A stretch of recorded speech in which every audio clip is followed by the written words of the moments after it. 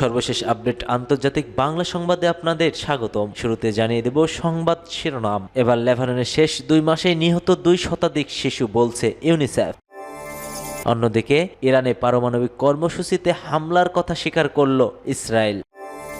আরও জানিয়ে দিচ্ছি, সিরিয়ায় পানি বঞ্চিত রয়েছে 10 লাখ মানুষ, চারিদিকে হাহাকার।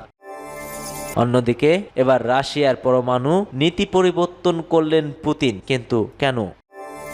এবং সর্বশেষ জানিয়ে দেব গাজাবাসীর জন্য আনা 100টি লরির ত্রাণ বিপুল লুটপাট, হতাহতের ঘটনা ঘটেছে। এতক্ষণ শুনছিলেন সংবাদ শিরোনাম, এবার বিস্তারিত। তবে তার আগে আপনি যদি গাজাবাসীকে ভালোবেসে থাকেন, অবশ্যই ভিডিওর কমেন্ট সেকশনে এস লিখে জানিয়ে দিন আপনার মূল্যবান মতামত। এবং আপনি যদি পুরো মুসলিম জাহানকে ভালোবেসে থাকেন, অবশ্যই ভিডিওটিতে একটি লাইক করবেন, চ্যানেল সাবস্ক্রাইব করে আমাদের সঙ্গেই থাকবেন। লেবাননে শেষ 2 মাসে নিহত 2 শতাধিক শিশু, বলছে ইউনিসেফ। জাতিসংঘের শিশু সংস্থা ইউনিসেফ জানিয়েছে, গত 2 মাসে লেবাননে 200 জনেরও বেশি শিশু নিহত এবং 1100 জন আহত হয়েছে। ইউনিসেফের প্রতিবেদন অনুযায়ী গত বছর যুদ্ধ শুরু হওয়ার পর থেকে এখন পর্যন্ত নিহত শিশুর সংখ্যা বেড়ে দাঁড়িয়েছে অন্তত 231। এক প্রতিবেদনে এ খবর দিয়েছে বার্তা সংস্থা রয়টার্স। সেপ্টেম্বরের শেষের দিকে হিজবুল্লাহর বিরুদ্ধে ইসরায়েলি বড় আক্রমণ শুরু করলে পূর্ণ সংঘাত সর্বাত্মক যুদ্ধে পরিণত হয়। জেনেভায় অনুষ্ঠিত সংবাদ সম্মেলন ইউনিসেফের মুখপাত্র জেমস এল্ডার বলেন, শুধু গত মাসেই 2 শতাধিক শিশু নিহত হয়েছে। এই ভয়াবহতা সকালের কাছে অগ্রহণযোগ্য। তিনি এই হত্যাকাণ্ডের জন্য কে দায়ী সে বিষয়ে মন্তব্য করতে অস্বীকৃতি জানিয়ে বলেন, যারা কিছুটা হলেও সংবাদ মাধ্যমের খবর অনুসরণ করে তারা জানেন এর জন্য কারা দায়ী। এল্ডার বলছেন, লেবানন এবং গাজা যুদ্ধের মধ্যে মিল রয়েছে, যেখানে ইসরায়েল হামাসের মধ্যে 13 মাস বয়সী যুদ্ধে নিহত 43,000-এরও বেশি লোকের এক উল্লেখযোগ্য অংশ শিশু। ইউনিসেফ শিশুদের মনোসামাজিক সহায়তা এবং যুদ্ধ থেকে পালিয়ে আসা লক্ষাধিক শিশুকে চিকিৎসা সরবরাহ করে আসছে। ইউনিসেফ শিশুদের মনোসামাজিক সহায়তা এবং যুদ্ধ থেকে পালিয়ে আসা লক্ষাধিক শিশুকে আগলে রেখেছেন তাদের স্বজন। ইরানে পারমাণবিক কর্মসূচিতে হামলার কথা এবার স্বীকার করল ইসরায়েল। অবশেষে ইরানের পারমাণবিক কর্মসূচিতে হামলার কথা স্বীকার করেছে ইসরায়েল। সোমবার 18 নভেম্বর এক বিবৃতিতে একথা জানিয়েছিলেন ইসরায়েলের প্রধানমন্ত্রী বেনিয়ামিন নেতানিয়াহু। খবর ওয়াশিংটন পোস্টের। নেতানিয়াহু বলেন, তেল আবিবের হামলায় ব্যাহত হয়েছে তেহরানের মিসাইল উৎপাদন সক্ষমতা। তিনি আরো বলেন, তেহরানের পারমাণবিক কর্মসূচিও ছিল এই হামলার অন্যতম লক্ষ্য। সম্প্রতি পারমাণবিক কর্মসূচিতে হামলা নিয়ে পশ্চিমা সংবাদ মাধ্যমের অনুসন্ধানী প্রতিবেদন প্রকাশ করা হয়। তবে নেতানিয়াহু দাবি, পারমাণবিক স্থাপনায় হামলার বিষয়টি গোপন করেননি তারা। গত 1 বছর ধরে চরম উত্তপ্ত ইরান ইসরায়েলের সম্পর্ক।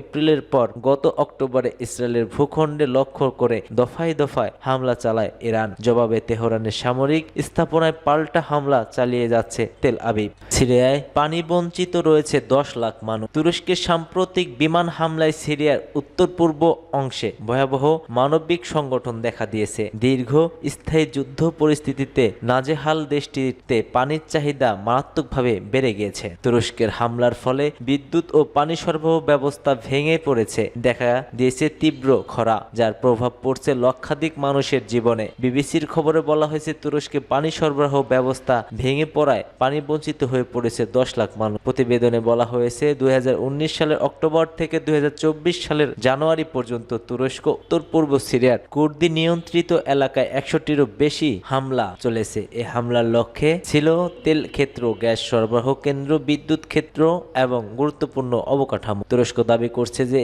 এই হামলায় কুর্দি বিচ্ছিন্নবাদী গোষ্ঠীগুলোর আয় এবং ক্ষমতার উৎস ধ্বংস করার জন্য পরিচালিত হয়েছে। এই হামলার ফলে সিরিয়ার হাসাকা প্রদেশে বিদ্যুৎ সংযোগ বিচ্ছিন্ন হয়ে মূল পানি সরবরাহ কেন্দ্র অলৌকিকের কার্যক্রম বন্ধ হয়ে যায়। এবার রাশিয়ার পরমাণু নীতিতে পরিবর্তন এনেছেন পুতিন। পারমাণবিক শক্তিধর কোনো দেশের সমর্থন নিয়ে রাশিয়ার ক্ষেপণাস্ত্র হামলা চালানো হলে পাল্টা জবাবে পারমাণবিক অস্ত্র ব্যবহার করতে পারবে মস্কো। রাশিয়ার পরমাণু নীতি হালনাগাদ করে এমন সুযোগ রাখা হয়েছে। মঙ্গলবার এই নীতিতে বদল এনেছে রুশ প্রেসিডেন্ট ভ্লাদিমির পুতিন। খবর রয়টার্স ও তাসের। এমন এক সময় রুশ পরমাণুতে পরিবর্তন হলো যখন ইউক্রেনের যুদ্ধ তৈরি দূরপাল্লা ক্ষেপণাস্ত্র দিয়ে রাশিয়ার ভূখণ্ডে গভীরে হামলা চালানোর অনুমতি দেওয়া হয়েছে বলে খবর সামনে এসেছে। মনে করা হচ্ছে মার্কিন প্রেসিডেন্ট জো বাইডেনের ওই অনুমতির জবাব দিতে নিজেদের পরমাণুতে পরিবর্তন পরিবর্তন এনেছে ক্রেমলিন। কোনো হুমকির পরিপ্রেক্ষিতে রাশিয়ার নেতারা পারমাণবিক হামলার বিষয়টি বিবেচনা করতে পারবেন তা উল্লেখ করা হয়েছে। হালনাগাদ করা পরমাণু বলা হয়েছে প্রচলিত বিভিন্ন ধরনের ক্ষেপণাস্ত্র, ড্রোন ও অন্যান্য আকাশ যানবাহনে হুমকি হিসেবে বিবেচনা করতে পারে রুশ। এছাড়া কোনো জোটের সদস্য দেশ যদি রাশিয়ার বিরুদ্ধে আগ্রাসন চালায় তাহলে পুরো জোটটি এই আগ্রাসন চালিয়েছে বলে বিবেচনা করতে পারবে। মোস্তাসের প্রতিবেদনে বলা হয়েছে পারমাণবিক অস্ত্রের ব্যবহারে দেশের সার্বভৌমত্ব রক্ষার শেষ উপায় হিসেবে বিবেচনা করা হবে যখন এটি ব্যবহার ছাড়া আর কোনো পথ খোলা থাকবে না। গাজাবাসীর জন্য আনা 100টি লরির ত্রাণ বিপুল লুটপাট হয়েছে। ফিলিস্তিনিদের জন্য খাদ্য বহনকারী প্রায় 100টি লরির ত্রাণে বিপুল লুটপাটের ঘটনা ঘটেছে। বিগত 13 মাসের যুদ্ধের মধ্যে এটি সবচেয়ে বড় এবং ভয়াবহ ত্রাণ লুটের ঘটনা। ইসরায়েলের নির্দেশ ইউএন এজেন্সি ও ওয়ার্ল্ড ফুড প্রোগ্রাম দ্বারা সরবরাহ করা খাদ্য পরিবহনকারী কনভয়কে কেরেম শালোম সীমান্ত ক্রসিং থেকে না গিয়ে অন্য একটি অপরিচিত রুট দিয়ে যেতে বলা হয়। বিকল্প রুটে পরিবহনের সময় এই ঘটনা ঘটে। এক প্রতিবেদনে আরব নিউজ এ তথ্য জানিয়েছে। প্রতিবেদনে বলা হয় গত 16 নভেম্বর ঘটনাটি ঘটেছে। জাতিসংঘের দুটি সংস্থা এই ত্রাণ দেওয়ার কার্যক্রমে জড়িত ছিল। ব্রিটিশ সংবাদ সংস্থা রয়টার্সকে দেয়া এক সাক্ষাৎকারে ত্রাণ কর্মীরা জানান গাজায় ক্ষুধার্ত মানুষের আহাজারির অনেক প্রকট। দিন দিন পরিস্থিতি আরো ভয়াবহর দিকে যাচ্ছে। ইউএনআরডিডব্লিউ এর সিনিয়র ইমার্জেন্সি অফিসার লুইস ওয়াটারিস বলছেন ইউএন এজেন্সি ও ওয়ার্ল্ড ফুড প্রোগ্রাম দ্বারা সরবরাহ করা খাদ্য পরিবহনকারী কনভয়কে ইসরায়েলের নির্দেশ দিয়েছিল যাতে কেরাম শালোম সীমান্ত ক্রসিং থেকে না গিয়ে একটি অপরিচিত রুট দিয়ে যেতে। স্বল্প নোটিশে ওই রাস্তা দিয়ে যাওয়ার সময় এই ঘটনা ঘটে। কাফেলার মোট 109টি ট্রাকের মধ্যে 98টি লরির হামলাকারীর আক্রমণ চালায়। এই ঘটনার সময় কয়েকজন পরিবহনকারীও গুরুতর আহত হয়। তবে কারা অতর্কিত এই হামলা চালিয়েছে তা বিস্তারিত এখনো জানা যায়নি। একজন ইসরায়েলি কর্মকর্তা বলছেন যে ইসরায়েলে হামাসের বিরুদ্ধে যুদ্ধ শুরু হওয়ার পর থেকে মানবিক পরিস্থিতির মোকাবেলায় কাজ করছে। তবে হঠাৎ করে নিয়মিত রাস্তা বদলে স্বল্প নোটিশে অন্য রাস্তা দিয়ে যাওয়ার নির্দেশ কেন ইসরায়েল দিয়েছে সেই বিষয়ে কোনো মন্তব্য করেননি তিনি।